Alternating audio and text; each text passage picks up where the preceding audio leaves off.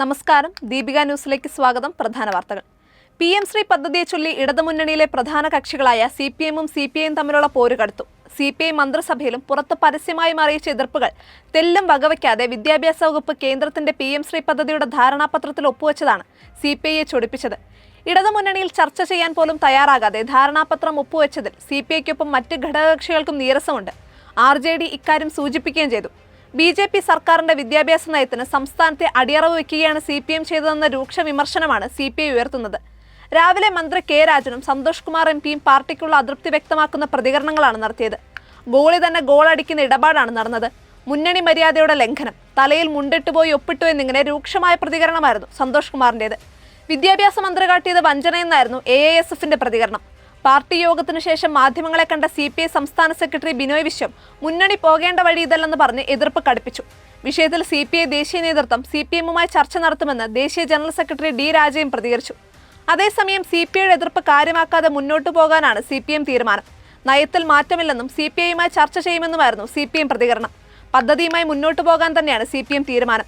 അതേസമയം തെരഞ്ഞെടുപ്പ് പടിവാതിൽക്കലെത്തിയ സമയത്ത് മുന്നണിയിലുണ്ടായ കലഹം ഇടത് കേന്ദ്രങ്ങളെ ആശങ്കയിലാക്കി. ചർച്ച ചെയ്ത് തീർക്കുന്നതിന് പകരം പ്രകോപനപരമായ രീതിയിലാണ് വിദ്യാഭ്യാസ വകുപ്പ് മുന്നോട്ട് പോയതെന്ന ആക്ഷേപമാണ് CPI-ക്ക്. എടുത്തുചാടി PM ശ്രീയിൽ വിദ്യാഭ്യാസ വകുപ്പ് ഒപ്പിടുമെന്ന് CPI തീരെ പ്രതീക്ഷിച്ചിരുന്നില്ല. അതിനാൽ വിട്ടുകൊടുക്കേണ്ടതില്ലെന്ന നിലപാടിലേക്ക് നീങ്ങിയിരിക്കുകയാണ് CPI. CPM-നേക്കാൾ ഭേദം കോൺഗ്രസ് ആണെന്ന അഭിപ്രായങ്ങൾ പോലും CPI യോഗത്തിൽ ഉയർന്നെന്ന റിപ്പോർട്ടുകളാണ് പുറത്തുവരുന്നത്. ഇതിനിടെ PM ശ്രീ പദ്ധതിയിൽ ചേർന്നതിന് കേരളത്തെ കേന്ദ്ര സർക്കാർ അഭിനന്ദിച്ചു. CPM BJP ബാന്ധവമുണ്ടെന്ന് പ്രതിപക്ഷം കടുത്ത ആരോപണങ്ങൾ ഉന്നയിക്കുന്ന സമയത്താണ് PM ശ്രീ പദ്ധതിക്ക് കേരള സർക്കാർ കൈകൊടുത്തത് എന്നതാണ് ശ്രദ്ധേയം. CPI ഇടതുമുന്നണി വിട്ട് UDF-ൽ എത്തണമെന്ന UDF convener Adoor Prakash. PM Shri വിഷയത്തിൽ CPM CPI പോര് കടുത്ത സാഹചര്യത്തിലാണ് UDF കൺവീനറുടെ ക്ഷണം. CPM-ന്റെ വല്യേട്ടൻ സമീപനത്തിൽ അടിച്ചമർത്തലിന് വിധേയമാകുന്ന CPI UDF-ലെത്തിയാൽ അർഹമായ പരിഗണന നൽകുമെന്നും അടൂർ പ്രകാശ് പറഞ്ഞു. ശബരിമലയിലെ സ്വർണം ഒന്നാം പ്രതി ഉണ്ണികൃഷ്ണൻ പോറ്റി കർണാടകയിലെ ബെല്ലാരിയിൽ വിറ്റെന്ന് കണ്ടെത്തൽ. ചെന്നൈയിൽ കൊണ്ടുപോയ സ്വർണ്ണപ്പാളിയിൽ നിന്ന് വേർതിരിച്ചെടുത്ത 476 ഗ്രാം സ്വർണം ബെല്ലാരിയിലെ സ്വർണ്ണ വ്യാപാരി ഗോവർദ്ധന് വിറ്റതായിട്ടാണ് പ്രത്യേക അന്വേഷണ സംഘം കണ്ടെത്തിയിരിക്കുന്നത്. ബെല്ലാരിയിലെ റോദ്ദം ജ്വല്ലറി ഉടമയാണ് ഗോവർദ്ധൻ. ഉണ്ണികൃഷ്ണൻ പോറ്റിയുമായി ബാംഗ്ലൂരിലേക്ക് പോയിരിക്കുന്ന അന്വേഷണ സംഘം ഇയാളെ ബെല്ലാരിയിലെത്തിച്ച് തെളിവെടുപ്പ് നടത്തും. ഗോവർദ്ധനിൽ നിന്ന് സ്വർണം വീണ്ടെടുക്കാനുള്ള ശ്രമവും നടത്തും. ഇയാളുമായി ഉണ്ണികൃഷ്ണൻ പോറ്റിക്ക് മറ്റ് സാമ്പത്തിക ഇടപാടുകൾ ഉണ്ടായിരുന്നു. ഇക്കാര്യം ഗോവർദ്ധൻ തന്നെ സമ്മതിച്ചിട്ടുണ്ട്. പള്ളുരുത്തി സെന്റ് റീത്ത സ്കൂളിലെ ഹിജാബ് വിഷയത്തിൽ കുട്ടിയെ സ്കൂൾ മാറ്റിക്കൊള്ളാമെന്ന് രക്ഷിതാവ് കോടതിയിൽ. ഇതോടെ പള്ളുരുത്തി സ്കൂളിലെ ഹിജാബ് വിവാദം അവസാനിക്കുന്നു. സ്കൂളിലെ യൂണിഫോം നിബന്ധനകൾക്ക് വിരുദ്ധമായി ഹിജാബ് ധരിക്കാൻ വിദ്യാർത്ഥിനിയെ അനുവദിക്കണമെന്നാവശ്യപ്പെട്ട് രക്ഷിതാവും ഒരു സംഘം ആളുകളും സ്കൂളിലെത്തി ബഹളമുണ്ടാക്കിയതോടെ ആരംഭിച്ച വിവാദങ്ങൾക്കാണ് ഇതോടെ അവസാനമാവുന്നത്. യൂണിഫോം നിബന്ധനകൾ ലംഘിച്ച വിദ്യാർത്ഥിനിയെ വിലക്കിയതുമായി ബന്ധപ്പെട്ട് സംസ്ഥാന വിദ്യാഭ്യാസ വകുപ്പ് നൽകിയ നോട്ടീസിനെതിരെയാണ് സ്കൂൾ അധികൃതർ ഹൈക്കോടതിയെ സമീപിച്ചത്. വിദ്യാഭ്യാസ ഡെപ്യൂട്ടി ഡയറക്ടറുടെ നോട്ടീസ് നിയമവിരുദ്ധവും വാസ്തവ വിരുദ്ധവുമാണെന്ന് ചൂണ്ടിക്കാട്ടിയാണ് സ്കൂൾ മാനേജർ ഹൈക്കോടതിയെ സമീപിച്ചത്. സ്കൂൾ അധികൃതരുടെ ഹർജിയിൽ കഴിഞ്ഞയാഴ്ച കോടതി സർക്കാരിനും വിദ്യാർത്ഥിനിയുടെ രക്ഷിതാവിനും നോട്ടീസ് അയച്ചിരുന്നു. കേസ് ഇന്ന് പരിഗണിച്ചപ്പോഴാണ് വിദ്യാർത്ഥിനിയെ സ്കൂൾ മാറ്റിക്കൊള്ളാമെന്ന് രക്ഷിതാവ് പറഞ്ഞത്. ഇതോടെ കോടതി ഹർജി തീർപ്പാക്കി. അതേസമയം വിഷയവുമായി ബന്ധപ്പെട്ട് വ്യാജ പ്രചാരണങ്ങൾ നടന്നതിനെ ജസ്റ്റിസ് VG അരുൺ വിമർശിച്ചു. വ്യാജ വാർത്തകൾ സൃഷ്ടിക്കരുതെന്ന് കോടതി പറഞ്ഞു. കോൺവെന്റ് സ്കൂളിൽ പഠിച്ച തനിക്ക് ക്രിസ്ത്യൻ സ്കൂളുകളുടെ പ്രവർത്തന രീതിയെക്കുറിച്ച് അറിയാം. കന്യാസ്ത്രീകളെക്കുറിച്ച് നന്നായി അറിയാം.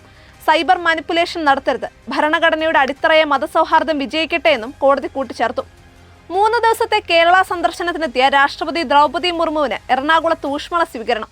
സെന്റ് തെരേസാസ് കോളേജിന്റെ ശതാബ്ദി ആഘോഷത്തിൽ പങ്കെടുക്കാനാണ് രാഷ്ട്രപതി എത്തിയത്. പരിപാടിക്ക് ശേഷം രാഷ്ട്രപതി ഡൽഹിക്ക് മടങ്ങും. ഡൽഹിയിൽ ഭീകരാക്രമണ ശ്രമം തകർത്തു. 2 പേർ പിടിയിലായി. രാജ്യ തലസ്ഥാനത്ത് ഭീകരാക്രമണത്തിന് പദ്ധതിയിട്ട 2 പേർക്കും IS ബന്ധമുണ്ടെന്നാണ് കരുതുന്നത്. ഡൽഹിയിലെ തിരക്കേറിയ സ്ഥലങ്ങളിലും രാജ്യത്തിന്റെ വിവിധ ഭാഗങ്ങളിലും ഭീകരാക്രമണം നടത്താൻ ഇവർ പദ്ധതിയിട്ടിരുന്നതായാണ് പോലീസ് പറയുന്നത്. ഡൽഹി മധ്യപ്രദേശ് സ്വദേശികളായ 2 പേരും അദ്നാൻ എന്നാണ് അറിയപ്പെടുന്നത്. ഇവർക്ക് ചാവേറാകാനുള്ള പരിശീലനം ലഭിച്ചിട്ടുണ്ടെന്നും ഇവരിൽ നിന്ന് ആയുധങ്ങൾ കണ്ടെടുത്തെന്നും പോലീസ് പറയുന്നു. കഴിഞ്ഞ മാസം സമാനമായ രീതിയിൽ ഭീകരബന്ധമുണ്ടെന്ന് കരുതുന്ന 5 പേരെ ഡൽഹി, ജാർഖണ്ഡ്, മധ്യപ്രദേശ്, തെലങ്കാന എന്നീ സംസ്ഥാനങ്ങളിൽ നിന്ന് ഡൽഹി പോലീസിന്റെ പ്രത്യേക സംഘം അറസ്റ്റ് ചെയ്തിരുന്നു. ആനക്കൊമ്പ് കേസിൽ നടൻ മോഹൻലാലിനും സംസ്ഥാന സർക്കാരിനും തിരിച്ചടി. മോഹൻലാൽ ആനക്കൊമ്പ് കൈവശം വെച്ചത് നിയമവിധേയമാക്കിയ സർക്കാർ ഉത്തരവ് ഹൈക്കോടതി റദ്ദാക്കി. 2015-ലെ സർക്കാർ വിജ്ഞാപനം ഗസറ്റിൽ പ്രസിദ്ധീകരിച്ചില്ല എന്ന പിഴവ് ചൂണ്ടിക്കാട്ടിയാണ് കോടതി നടപടി.